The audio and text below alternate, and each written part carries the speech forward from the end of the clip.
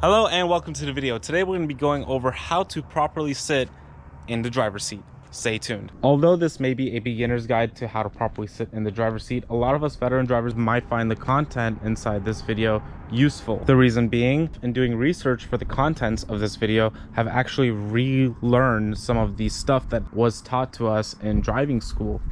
All right, enough said, let's go ahead and jump into it. Step one is going to be understanding the three components that go into the driver's seat. First would be the bottom cushion, second would be the lumbar cushion, third would be the headrest. Great, now that we understand the three components that make a driver's seat, let's go ahead and understand how we can adjust it. For a manual seat adjustment, you're going to be looking for two dials. One would be located right here, another would be located somewhere here in the lower portion, or you would be able to find two levers. One would be located right here and another one right behind it.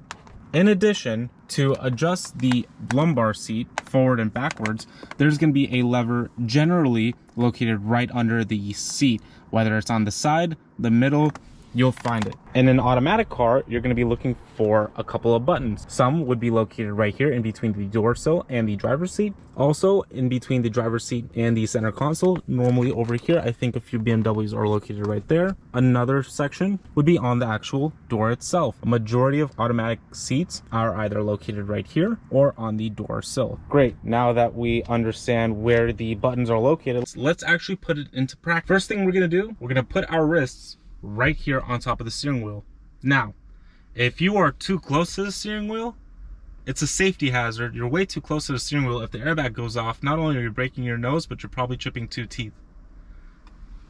If you go back and you can't even reach the steering wheel with your wrists, but you can hold on to it like this, probably another hazard. If the airbag blows, it's not going to protect you from face planting to it. Let's go ahead and go over as to why it's important to actually be in a proper seated position.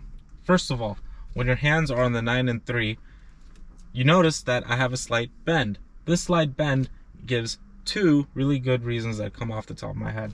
First of all would be upon impact of an accident, if you were to get hit, God forbid, instead of your elbows being locked up, you have a little bit of a bend, therefore leading to less injury. On top of that, when you are driving, now I need to turn on my car. When you are driving, you will see that when I turn to an angle, I have more angle to turn. When I'm all the way back, I can't really turn as much. It's really hard for me to turn. Same thing with being so close. You can't really turn. Perfect bend allows for perfect steering angle. Great, now that we have a little bit of understanding as to why it's important safety-wise to be seated like this, let's go ahead and turn off the car and go ahead and start adjusting our seat. Now, the first thing we're going to do is adjust our lumbar. We're going to push that forward, push it backwards. We're going to see exactly where we are when our back is to the seat, completely to the seat. So I'm going to push my seat a little bit forward. My back is completely to the seat, but you can see my hands, my wrists are going over the steering wheel. So I need to figure out if I need to bring my seat back or my wheel forward. Let me figure out whether or not I need to actually push my seat backward. So how I'm going to do that, I'm going to go ahead and see if I can reach my pedals.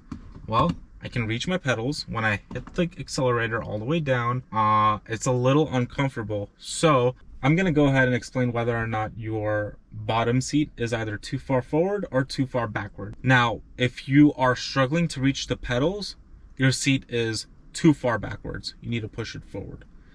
If your foot is actually going past the pedals and it's comfortably going past the pedals, then you actually need to push your seat backwards. Now I'm going to comfortably seat my ankle in between the gas pedal and the brake pedal and see how comfortable it is for me to switch between the two.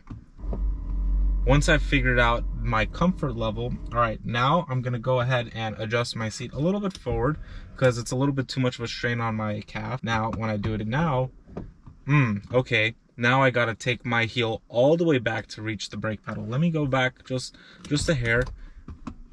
All right, perfect. That's perfect. Now, that's how you adjust your lower cushion. Lastly, we need to start adjusting our steering wheel. So for me, my wrists are not really comfortably sitting on the steering wheel. So what does that mean? that means I have to adjust my steering wheel more closer to me. Oh, and it does not move any closer to me. So that means I actually have to now either adjust my lumbar more forward or my seat just a little bit forward. Now, if you're doing a manual, it'll probably be one notch forward or one click forward. For me, I'm just gonna do one little, there we go, just like that. Perfect. Now, you're ready to hit the road. And that's it for this video. I hope you guys found it useful. Please let me know in the comments below what your experience is behind the wheel, whether or not you are now starting to study for your permit, or you are a week away from taking your driver's test, or you've been driving for a long time.